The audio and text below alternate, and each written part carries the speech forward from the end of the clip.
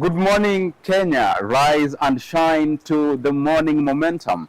Your daily dose of a comprehensive rundown of the top stories making the headlines. Today being Wednesday, the 29th of January, 2025. This is the morning momentum, and we are coming to you live from the backyard of our studio this morning. And this is a daily compendium of local and international news, human interest stories, current affairs, and expert opinion. The hashtag on X is the morning momentum. My name is Alfonsoh. Let's take a look at the top stories making the headlines this morning on the Daily Nation. On the front page, DRC erupts. Now, in security, the Kenyan, Ugandan, Rwandan, South African, and US embassies in Congolese capital Kinshasa came under attack by rioters protesting the seizure of Goma by Rwanda-backed M23 rebels, casting a global spotlight on a protracted conflict that has spiraled out of control in recent days. Meanwhile, President Ruto is today expected to host an extraordinary summit of the EAC heads of state to address the delicate security situation that is not only a threat to businesses, but which also risks throwing the region into a costly humanitarian crisis. For that reason, Kenya has demanded reparations from Kinshasa for embassy attack. That story is beefed up for you on page 2 and page 3 of the Daily Nation this morning. On the cover page of the Daily Nation, state drafts new improved varsity funding model. Now, a new improved draft model on how the government will fund students in tertiary institutions is being developed following the scrapping off of the previous plan by the High Court in December. Education Cabinet Secretary Julius Ogamba told the Nation yesterday that the new proposed model is expected to come into effect in September when the 2024 Form 4 leavers join universities and colleges. More of that is beefed up for you on the cover page of the Daily Nation this morning. On page 5, Koki Muli, from aspiring IEBC commissioner to sitting on panel to pick Paul's team. We'll catch up with that on page 5. And in the world of sports this morning, Champions League, all to fight for on final day of group matches. Giants, Bayern Munich, Real, Man City face elimination. That story is beefed up for you on page 31. On page 10, revealed 398 billion shillings tied up in commercial court cases. We'll take a look at that in a short while. Let's get up close and candid with the Daily Nation this morning. On page 2, embassies attacked as DRC erupts. Now, this came as Ruto prepared to host an extraordinary summit of the East African Community Heads of State Summit today to address the security crisis. Kenya is seeking an assessment of the damage to the embassy and compensation for losses suffered. That story is beefed up for you on page 2 of the Daily Nation this morning. On page 3, why Rwanda-backed M23 fighters deja vu, rise is harder to stop this time. Now, after the 3 years on run from the Rwandan-backed M23 insurgency in eastern Congo on Sunday, with the rebels fighting their way into Goma's city outskirts, Coletta found herself in church with nowhere left to turn. So you will catch up with more of that story on page 3 of the Daily Nation this morning. Let's move on and take a look at page 4. 13 lawyers now seek removal of CJ Kome, all Apex Court judges. Now, petitioners say the 7 judges of the Supreme Court condemned them and had thus violating their rights. That story is beefed up for you on page 4 of the Daily Nation this morning. Let's move on and take a look at page 5. Muli, from missing IEBC post to sitting on the panel. The selection panel has 90 days to recruit commissioners who are expected to prepare for 2027 polls. Now, Muli was eyeing a commissioner job, but now she'll be deciding who becomes one.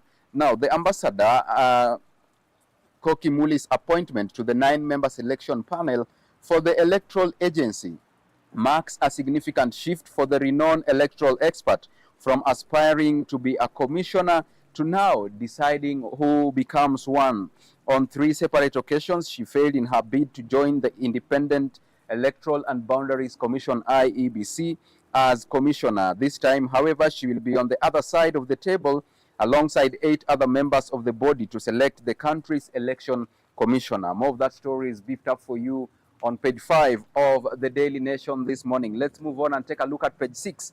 11 counties faced Ethics and Anti-Corruption Commission probe over 6.3 billion shillings. Now, Kajiado ahead of the pack with the commission investigating the loss of 2.2 billion shillings. This is all about the financial malpractice, and the Anti-Graft Agency's annual report reveals use of proxies and procurement irregularities. More of that is beefed up for you on page 6 of the Daily Nation this morning. Let's take a look at page 7. FBI helps graft agency to recover billions in assets. Now, the commission recovered land from Nyaribari Chache MP, that is EACC, and apart from land, EACC also recovered money siphoned from public coffers.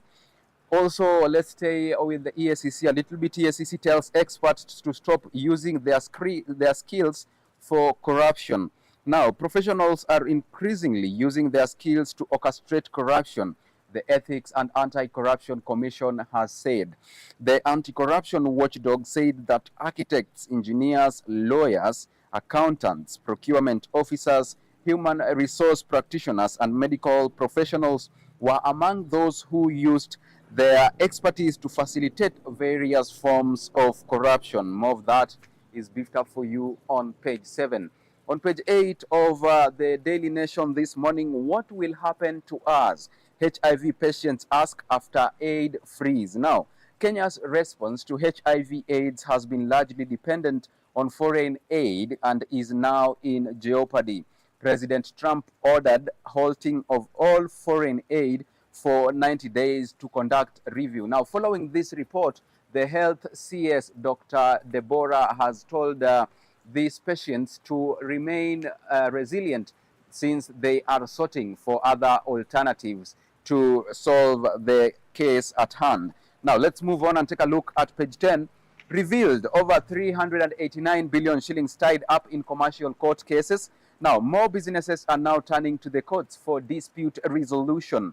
Judges seek to resolve trade disputes so that cash can be released into the economy to ease cash flow shortage. Now, more businesses are now turning to courts for dispute resolution.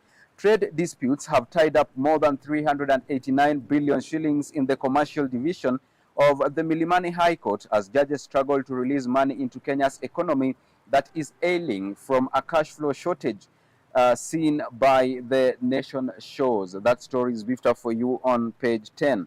In numbers, 15,485 cases with a value of 1.16 trillion shillings that were filed at the Commercial and Tax Division of the Milimani High Court between 2019 and 2024.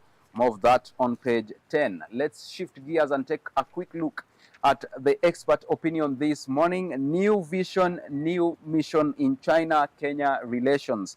Now, I am fully committed to working closely with the Kenyan friends to fulfill my responsibilities with honor and dedication. That is quote unquote from Guyo Haiyan, a diplomacy expert. You want to catch up with her sentiments on page 12.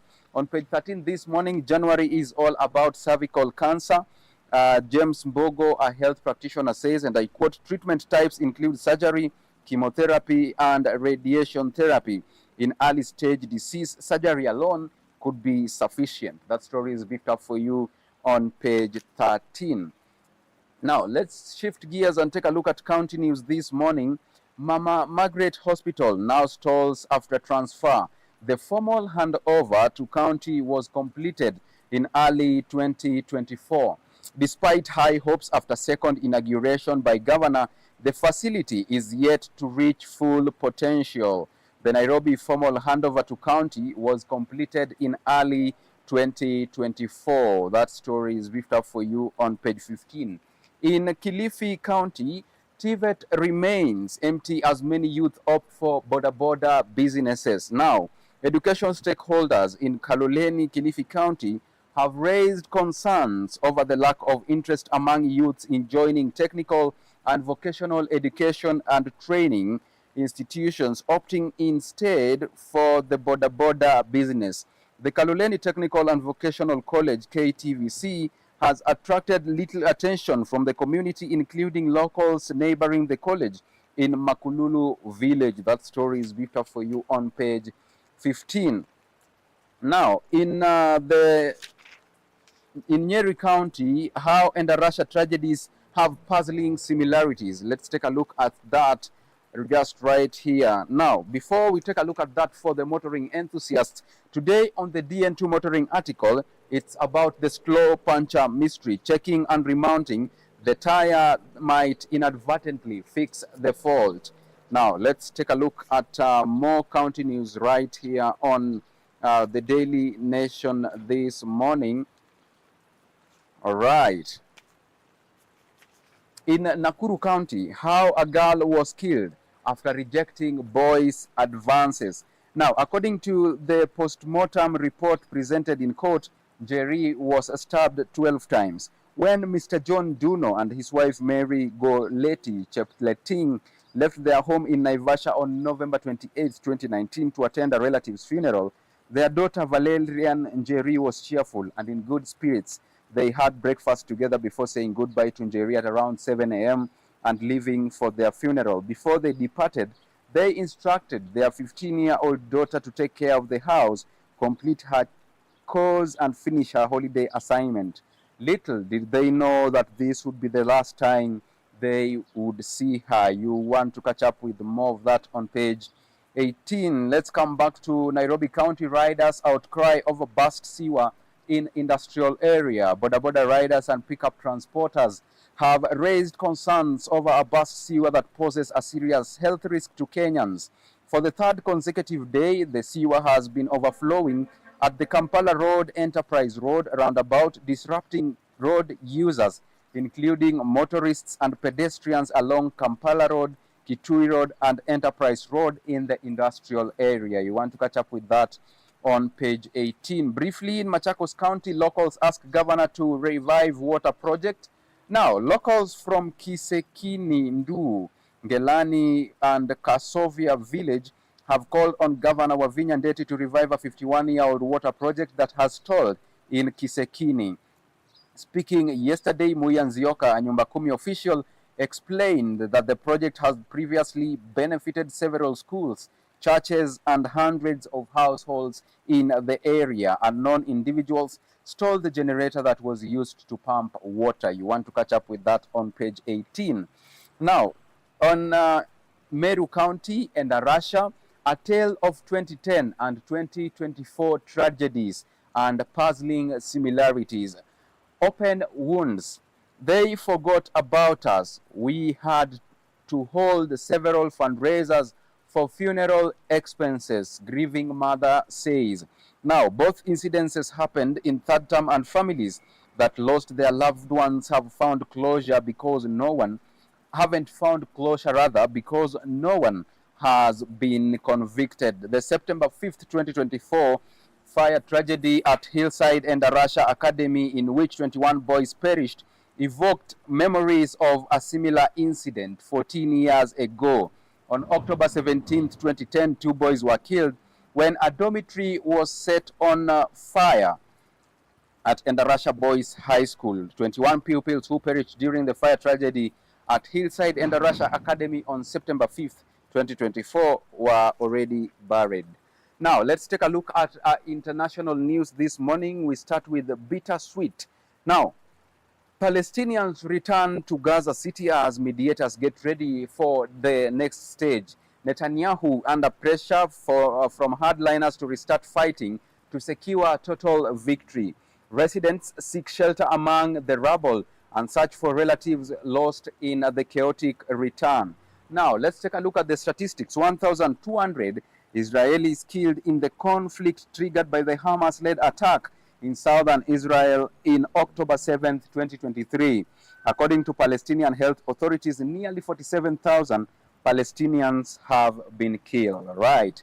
Let's take a look at the U.S. Trump takes aim at COVID expulsions and transgender soldiers. Now, the U.S. President Donald Trump signed a series of executive orders on Monday to remove diversity, equity, and inclusion from the military, reinstate thousands of troops who were kicked out for refusing COVID-19 vaccines during the pandemic, and take aim at transgender troops. That story is beefed up for you on page 20.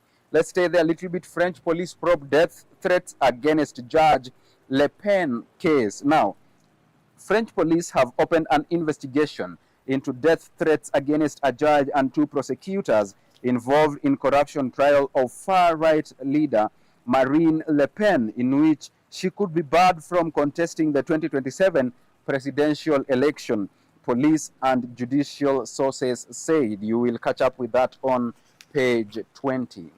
Let's take a quick look at business news this morning on the Daily Nation. Now, bungalows and huts list connected to Kenya Power. Apartments the most hooked to the national electricity grid. Some homeowners go for other options such as lamps or solar energy for lighting. You want to catch up with that on page 22. Also, Joho commissions new fish market in Kakamega County.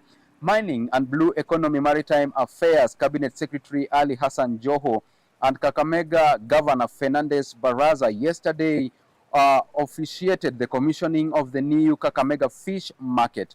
Mr. Joho promised traders that the government will set up a modern market, and the CS also warned gold mining firms in the region of tough times if they don't involve locals in their operations. You want to catch up with that on page 22. Briefly in technology, KPCI's new towns in fiber optic cash drive. Now, the Kenya Pipeline Company plans to upgrade and expand its fiber optic cable network to cover at least 18 towns as part of a revenue diversification drive. In matters manufacturing, KEBS suspends China steel firm for poor roads. The Kenya Bureau of Standards has frozen permits of Chinese steel maker Rongtai on claims of substandard ribbed bars following a market surveillance by the agency. In a public notice on Tuesday, KEBS said it had seized poor quality products from the farm's premises and from the market, in addition to directing the company to immediately halt production of non-compliant ribbed bars. You want to catch up with that also on page 22. Now, let's move on and take a look at business news on the Daily Nation this morning. Now, Rudisha reveals failed distance running plan. A 36-year-old holds the 800-meter world record set in 2012. He was transitioned to distance running after dominating the two-lap race. David Rudisha, the 800 meters world record holder and two-time Olympic champion, has revealed that injuries and weight challenges thwarted his ambitions to transition to distance running. The Kenyan, renowned for his 1 minute, 40 seconds and 91 milliseconds world record set at 2012 London Olympics, said he considered the move after 2 decades of dominating the two-lap race. In matters golf, local pros get boost for Open. Kenya professionals golfers preparing for the 2025 Magical Kenya Open received a much-needed boost yesterday as sports agency IMG donated 240,000 shillings to assist with their preparations and participation in the prestigious DP World Tour event. Let's take a look at the world of football. Quote and quote, if ain't broke, don't fix it. Jitters over reassignment of sports fund. Worried judo boss Kiprop asks NOC, K and KNSC to call for an urgent stakeholders meeting. Federations worried over cabinet decision to declassify the efficient 7-year-old sports, arts and social development fund. That story is beefed up for you on page 30. On the WRC Safari Rally, cars will be flagged off at City Hall Way. More changes have been made to this year's World Rally Championship Safari Rally, scheduled for March 20th to 23rd in Nairobi and Naivasha for a better fans experience. Lastly, on sports news, all to fight for on final day of group matches tonight. Only Liverpool and Barcelona have secured last 16 slots. Man City in danger of group elimination. Now, let's conclude with the cover page of the Daily Nation this morning. State drafts improved varsity funding model. Now, final report expected by the end of the week or early February. One of the key proposals is the expansion of variables used to determine student needs.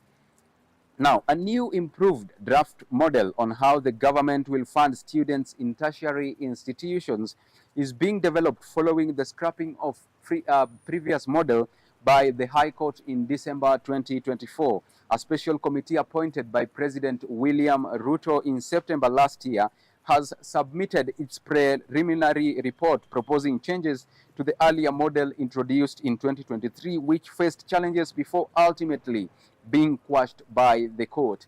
Also on the cover page this morning, MPs push to anchor NGCDF in law amid legal roadblocks. Now, members of parliament have vowed to put up a spirited fight to ensure the national government constituencies development fund, which was declared unconstitutional, is secured.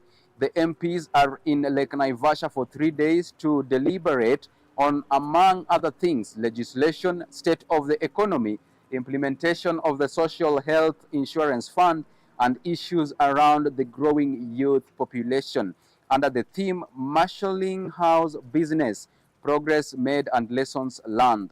The midterm retreat will also provide an opportunity to discuss house business, MPs' welfare, and the role of Parliament in the integration of East African community. Now, with that push to anchor NGCDF in law, we come to an end of the morning momentum this Wednesday, the 29th of January 2025. Thank you so much for choosing to stay with us and for keeping us company.